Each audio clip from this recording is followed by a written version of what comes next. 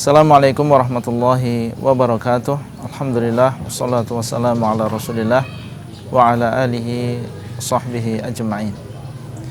Pernikahan atau perkawinan adalah nikmat di antara nikmat-nikmat yang Allah berikan kepada seorang hamba.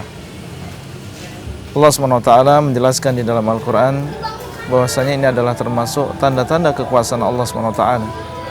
Wa min ayatihi an khalaqalakum min anfusikum azwajan litaskunu ilaiha wa ja'ala bainakum mawaddatan wa rahmah inna fi dzalika laayatin liqaumin yatafakkarun. Dan di antara tanda-tanda kekuasaan Allah SWT adalah menjadikan bagi kalian dari diri kalian istri-istri supaya kalian tenang kepada mereka dan menjadikan di antara kalian rasa cinta dan juga rasa kasih sayang di antara kalian. Sesungguhnya di dalam yang demikian ada tanda-tanda kekuasaan Allah bagi orang-orang yang mau berfikir. Ini adalah nikmat yang luar biasa. Nikmat yang berhubungan dengan dunia seseorang dan nikmat yang berhubungan dengan agama seseorang. Dengan adanya pernikahan, seseorang yang bisa memiliki anak keturunan dan ini adalah nikmat. Memiliki ketenangan hati. Dan secara agama orang yang menikah maka dia akan lebih terjaga kehormatannya, lebih terjaga pandangannya, sebagaimana dalam hadis, ya ma'syarasy syabab man istata'a minkum alba'ah falyatazawwaj fa innahu aghaddu lil basar wa ahsanu lil farj. Wahai para pemuda, barang siapa di antara kalian yang memiliki kemampuan maka hendaklah dia menikah, karena sungguhnya demikian lebih menjaga pandangan dan lebih menjaga kemaluan. Maka ini adalah cara yang halal yang Allah berikan, yang Allah berikan karunia kepada para hambanya. Banyak di antara saudara-saudara kita yang mereka ingin menikah tapi karena tidak ada kemampuan sehingga dia harus menunda pernikahannya. Maka orang yang sudah Allah berikan kemampuan, diberikan dia al-ba'ah dan dimudahkan oleh Allah SWT urusan pernikahannya, maka ini adalah sebuah kenikmatan yang besar yang Allah berikan kepada seorang hamba. Dan nikmat harus disyukuri. Dan di antara bentuk syukur kita dengan adanya nikmat pernikahan ini adalah seseorang berusaha untuk bagaimana menjalani tahapan-tahapan pernikahan dengan cara yang disyariatkan oleh Allah SWT. Mulai dari ta'aruf, mulai dari khidbah, yaitu meminang kepada wanita tersebut, termasuk diantaranya walimah. Dan pada kesempatan kali ini saya ingin memberikan sedikit peringatan atau catatan dari apa yang kita lihat, apa yang kita dengar, beberapa kemungkaran, beberapa kesalahan yang sering dilakukan ketika acara walimah, yaitu pesta perkawinan. Di antaranya adalah yang pertama, seseorang meyakini adanya bulan tertentu yang di situ adalah bulan yang sial untuk mengadakan walimah pernikahan. Maka ini adalah sebuah kemungkaran. Ya, dan sebaliknya meyakini bahwasanya bulan tertentu ini adalah bulan yang lebih berbarokah untuk mengadakan pernikahan. Ya, yang seperti ini perlu dalil.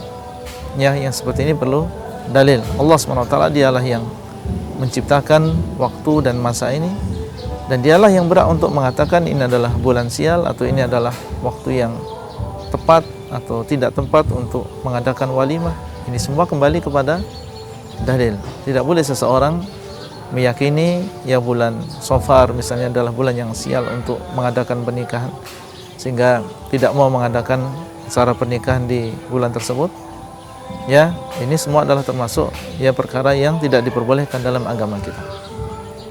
Dan dikenal dengan at-tiyarah, yaitu seseorang merasa sial dengan benda tertentu atau dengan waktu tertentu atau melihat pemandangan tertentu. Nah, kemudian yang kedua di antara kemungkaran yang terjadi ketika walimah adalah keluarnya sebagian wanita yang mereka diundang untuk acara walimah ini dalam keadaan mereka tidak menjaga auratnya, ya, dalam keadaan mereka berhias diri memakai minyak wangi, memakai pakaian yang itu semua adalah membuka auratnya dan bermudah-mudahan di dalam masalah ini, ya. Maka dalam syariat yang namanya pakaian ini sudah diatur, ya, termasuk diantaranya wanita dan laki-laki harus menjaga auratnya ketika dia keluar, ya, baik dalam walimah atau dalam acara yang lain. Cuma kita lihat, ya, dalam acara walimah biasanya lebih parah yang demikian, yang mereka menampakkan, ya, perhiasannya, menampakkan seluruh kecantikannya, ya, ketika bertemu dengan wanita-wanita yang lain, ya, sehingga banyak yang membuka auratnya di acara seperti ini. Maka hati-hati yang demikian, dan seorang muslimah hendaklah dia bertakwa kepada Allah Subhanahu wa taala, ya, jangan sampai dia membuka auratnya yang tidak diperbolehkan untuk dilihat oleh selain mahramnya atau kecuali oleh suaminya. Kemudian di antara hal yang perlu menjadi catatan dan sering hal ini dilanggar oleh sebagian kaum muslimin adalah mengadakan acara walimah dan di situ terjadi percampuran antara laki-laki dan juga wanita, yaitu antara para tamu undangan baik laki-laki maupun wanita, mereka bercampur, ya, tidak ada penghalang sehingga banyak aurat wanita yang terlihat, ya, banyak aurat wanita yang terlihat. Maka yang demikian tentunya termasuk kemungkaran yang harus diingkari dan harus dihindari, dan sebisa mungkin di sana terjadi pemisahan, ya, dan pemisahan antara tamu laki-laki dengan tamu wanita. Jadi laki-laki atau mempelai laki-laki dia duduk sendiri di pelaminan, ya, bersama keluarga laki-laki, dan mempelai wanita maka dia duduk sendiri di pelaminan bersama keluarga wanita, ya. Maka dengan demikian diharapkan tidak terjadi percampuran antara tamu laki-laki dengan tamu wanita yang di situ nanti terlihat aurat, di situ terjadi senggolan dan seterusnya.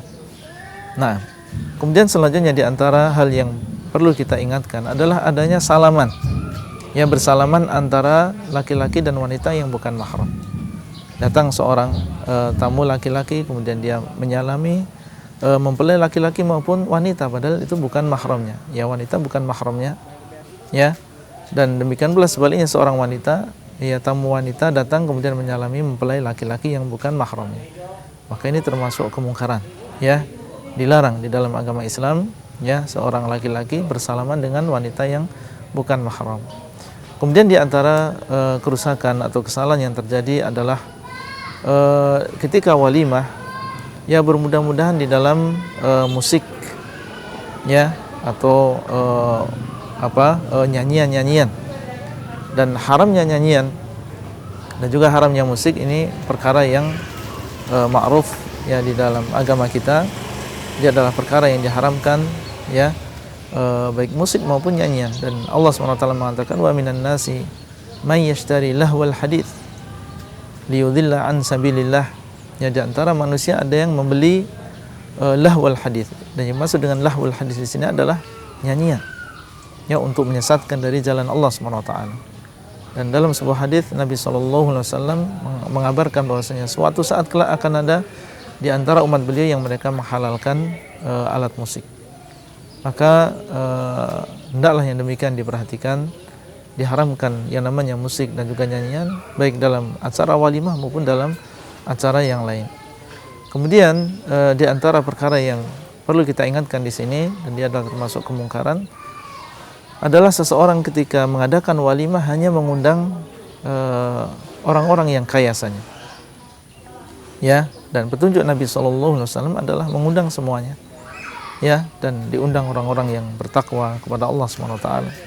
Adapun hanya mengundang orang-orang kaya saja, mengharapkan manfaat dan faedah dari mereka, maka ini Nabi mengatakan syarrut ta'am, ini adalah sejelek-jelek makanan, ya. Sejelek-jelek makanan adalah makanan atau walimah yang di situ hanya diundang orang-orang kaya saja.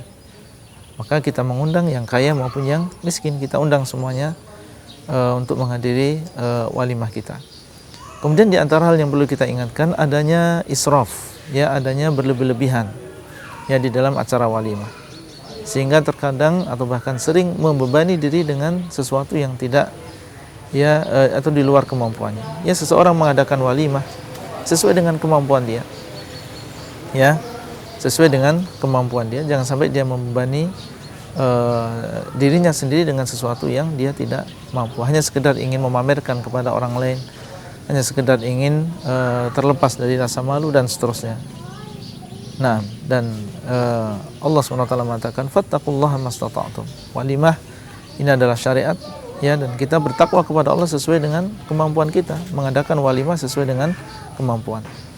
Kemudian di antara kemungkaran yang terjadi ketika walimah ini, dan perlu diperhatikan di sini, adanya bermudah-mudahan menfoto atau menvideo khususnya pihak wanita atau mempelai wanita, ya, dan kemudian menyebarkan foto mempelai wanita tadi di media, maka ini adalah perkara yang berbahaya. Ya, seseorang membuka aurat orang lain, ya, kemudian juga di tempat wanita atau tamu-tamu wanita, ini banyak di antara mereka yang ketika menghadiri acara tersebut mereka membuka wajah mereka. Ya, kalau dibiarkan bebas seseorang mengambil foto ketika di tempat, ya, tamu wanita, maka banyak di sana wanita-wanita muslimah yang terlihat, ya, auratnya. Maka ini adalah perkara yang tentunya mungkar, ya, dan hendaklah para panitia memberikan perhatian dalam masalah ini, yaitu mengingatkan para hadirin, ya, para hadirat, ya, jangan sampai mereka memoto, ya, tamu-tamu wanita yang demikian pula. Di antara kemungkaran yang perlu kita ingatkan di sini adalah makanan yang tersisa dari dari acara walimah, meskipun mungkin ini di sebagian daerah yang jarang, tapi di sebagian daerah yang lain, mohon maaf, ini banyak, ya, terjadi israf, yaitu israf, ya, seseorang membuang-buang makanan yang sisa dari walimah.